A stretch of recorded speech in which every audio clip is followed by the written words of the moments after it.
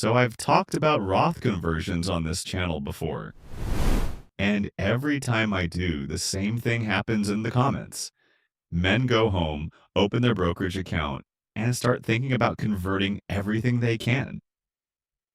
And that worries me, because here's something I want to say plainly before we go any further. Roth conversions done right, the targeted bracket filling IRMAA watching approach I've described, can genuinely save you tens of thousands of dollars over a retirement. But Roth conversions done wrong can cost you just as much. And the financial media isn't telling you that side of it. Every video, every article, every advisor pitch says the same thing. Roth is good. Convert now, tax rates are going up, get the money into Roth while you can. And because it gets repeated so often, men treat it like a rule. It's not a rule. It's a strategy that works in specific conditions and fails in others. So today I want to tell you the other side of this conversation. 6 specific situations where converting to Roth is either a bad deal, a dangerous move, or flat out unnecessary. And if any one of these 6 describes your situation right now, I want you to stop, put the conversion on hold, and run the numbers again before you do anything. Because the man who converts at the wrong time, in the wrong amount, without checking these 6 things can easily hand the government more money than he would have if he'd never converted at all. Let's go through it. By the way, Key, my name is Edward Gray, and I'm a retiree just like you. On this channel, I share what I've learned from my own retirement, my own mistakes, and the conversations I've had along the way, so you can see where you stand and what you might do differently. If that sounds like something you want more of, hit subscribe and become part of this community. And while you're down there, drop a comment. Have you done a Roth conversion yet? Or are you still figuring out whether to? Tell me where you are. Now let's get into all 6. All right. The first situation is the one I want to spend the most time on because it's the one that gets overlooked most often. Your future tax rate might actually be lower than it is right now. And if that's true, converting now means you're prepaying tax at today's higher rate on dollars that would have been taxed at a lower rate later. That's the opposite of what you're trying to do. Here's what that actually looks like. Say you're 63, still doing some part-time work, and between your income and your spouse's income, you're sitting comfortably in the 22% bracket. Your advisor says, convert $100,000 now. Rates might go up, get it done. So you convert. You pay 22 to 24% on those dollars. But at 67, you stop working entirely. Your income drops to $60,000 or $70,000. And at that income level, withdrawals from the traditional IRA might have been taxed at 10 or 12%. You just paid 22% on money that would have cost you 12% if you'd waited 4 years. That's paying for first class when you were already booked in coach. So before you convert anything, run a simple projection of what your income looks like in the years ahead. If the trajectory is down, salary ending, expenses dropping, income falling, converting at today's rate may be the wrong move. The window where converting makes the most sense is the window where your income is already low. And if that window is 4 years away, waiting 4 years might be the smarter call. Now that said, there's a second check you need to run alongside the tax rate question. And this one catches men completely off guard because it sends a bill 2 years after the conversion instead of at tax time. IRMAA. And I've talked about this on this channel before. It cost me $4,000 the hard way. So I'm going to be brief on the mechanism and direct about how it applies to conversion specifically. If your modified adjusted gross income from 2 years ago crossed certain thresholds, Medicare adds surcharges to your Part B and Part D premiums. For married couples in 2026, The first surcharge tier kicks in around $212,000. And Roth conversions count as income for this calculation. So here's the scenario worth running through your head. You and your wife have normal retirement income of around $140,000 a year. Your Medicare premiums are fine and you're comfortably under the first IRMA threshold. Then your advisor suggests a $150,000 Roth conversion. Your modified adjusted gross income for that year jumps to $290,000. 2 years later, your Medicare premiums spike by hundreds of dollars per month, per person for the entire year. That's thousands of dollars in additional healthcare costs, on top of the income tax you already paid on the conversion. And the thing that makes this particularly cruel is that it feels completely disconnected from the decision. 2 years have passed, life has moved on, and then the bill arrives. So before you convert, know exactly where you stand relative to the IRMAA thresholds for that specific year. Run the full income picture on all sources and see where the conversion lands you. If it crosses a tier, either reduce the conversion amount to stay below the cliff or don't do it that year at all.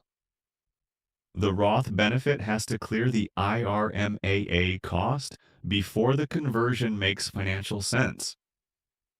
Okay, now here's the third situation, and it's directly related to IRMAA, but operates through a different mechanism entirely. This one hits your Social Security check rather than your Medicare premium, and the math on it surprises almost everyone who sees it for the first time. Social Security taxation and what Frank, my tax guy of 15 years, calls the torpedo. If you're already receiving Social Security and you do a large Roth conversion, you may be paying tax on more than just the converted amount. Here's the mechanism. At the federal level, up to 85% of your Social Security benefits can become taxable depending on your combined income. Your adjusted gross income plus any tax-exempt interest plus half of your Social Security. The thresholds are $32,000 for married couples, where 50% becomes taxable, and $44,000 where it moves to 85%. A Roth conversion raises your adjusted gross income, which raises your combined income, which can drag a larger portion of your Social Security into the taxable column. So when you convert $100,000 and you're already taking Social Security, you might end up paying ordinary income tax on the $100,000 conversion and on an additional $15,000 to $20,000 of Social Security income that just became taxable because the conversion crossed the threshold. Frank showed me a scenario once where the effective tax rate on a conversion a man thought was being taxed at 22% was actually closer to 30% once the additional Social Security taxation was folded in. You pulled $100,000 and the government taxed you as if it was $120,000. The effective rate is higher than the bracket rate because the conversion creates cascading taxable income in another source entirely.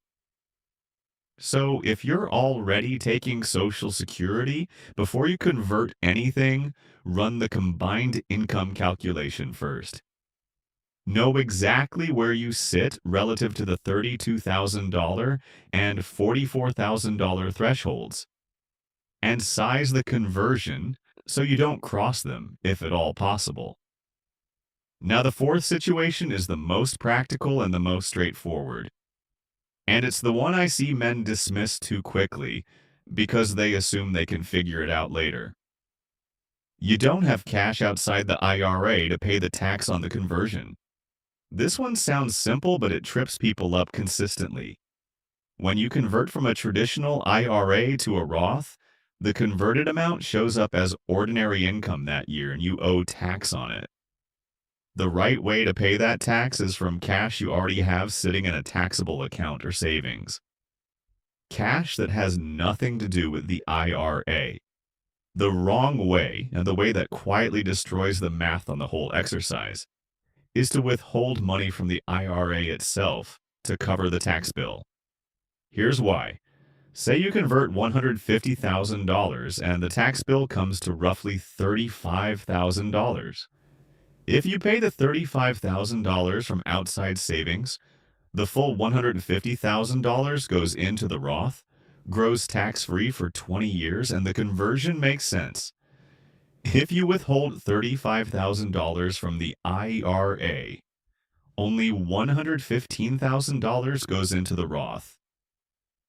You've paid the tax, but you've also removed $35,000 from the tax-free compounding equation permanently. And if you're under 59 and a half, that withheld amount can also trigger early withdrawal penalties on top of the income tax. The math only works cleanly when the tax comes from outside the account.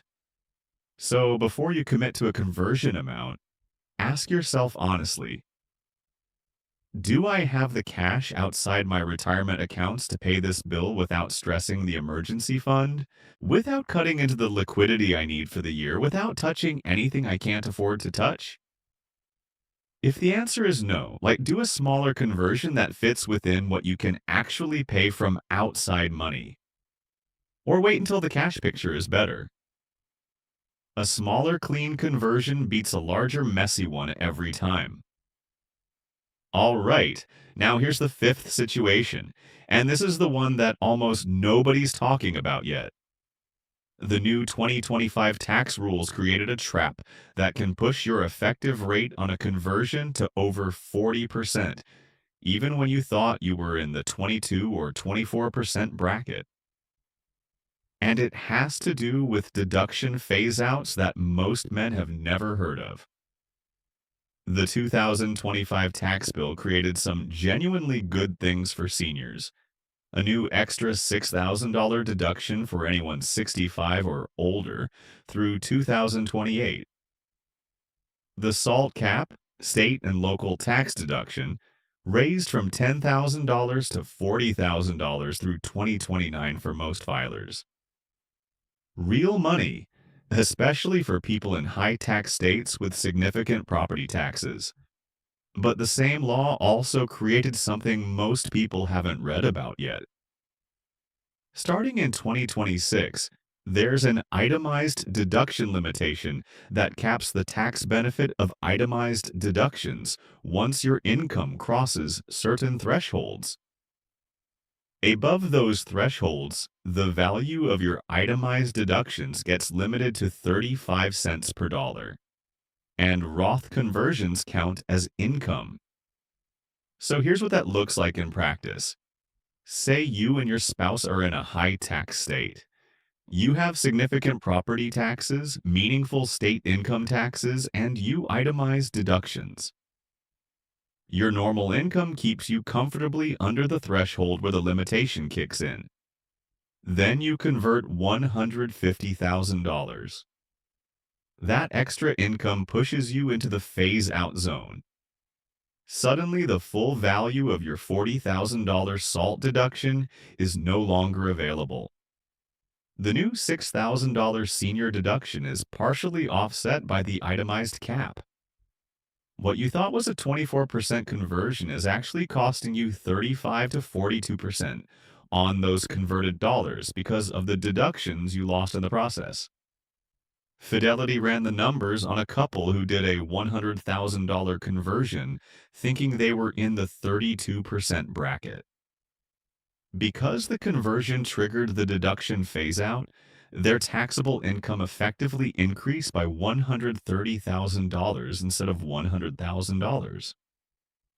Their effective rate on the conversion came out around 42.5%. They thought they were paying 32 cents on the dollar. They actually paid 42. And here's the thing, this doesn't show up in the basic bracket math.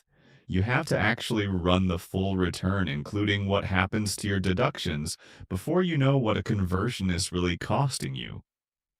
So if you're in a high tax state, if you have significant property taxes, and if you itemize, before you convert anything in 2026 or beyond, run the full picture, including how the conversion affects your deductions. This is exactly the kind of thing worth a conversation with Frank, or whoever your tax advisor is, before you pull the trigger. Now, the sixth and final situation is the one that applies to a specific group of men, and they may not even realize this group includes them. If your long-term plan is heavy on charitable giving, or if a charity is already named as a beneficiary of your IRA, converting to Roth may be the most expensive thing you could do with that money. Here's why. Once you're 70 and a half, you can send money directly from a traditional IRA to a qualifying charity. It's called a qualified charitable distribution, a QCD. And that money counts towards your required minimum distribution for the year without showing up as taxable income. The charity gets the full amount, you pay no tax on it, and it satisfies part of your RMD. It's one of the cleanest tax moves available to retirees who are already giving to charity. But if you convert that money to Roth first, you pay income tax on the conversion now. And then when you give it away from the Roth, the charity receives exactly the same amount it would have received from the traditional IRA. You paid a tax in the middle that never needed to exist. And if a charity is already designated as a beneficiary of your IRA, meaning it's going to receive a portion of that account when you're gone, the charity pays zero income tax on an inherited traditional IRA. Charities are tax exempt. Converting to Roth means you paid tax on dollars that were never going to be taxed in the end.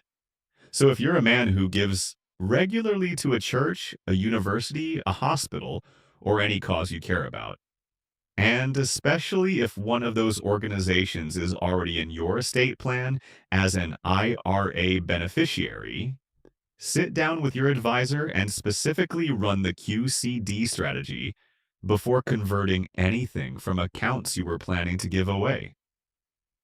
The conversion might be completely unnecessary for those particular dollars. Roth conversions are a genuinely powerful tool. I do them myself. Small and targeted, annual bracket-filling moves in the window where the math is clear. But the financial media has been so loud about Roth being good that men are now treating it like a mandate. Convert everything. Convert now. Get it done. And that's where it gets expensive. The 6 situations I've walked through today: future rate likely lower, IRMAA threshold at risk, Social Security torpedo already live, no outside cash to pay the tax cleanly, deduction phase-outs under the new 2025 rules, and charitable dollars that don't need to be converted. Any one of these can turn a conversion that looked smart on paper into a bill that hurts when it arrives. So before you convert, run all 6 checks.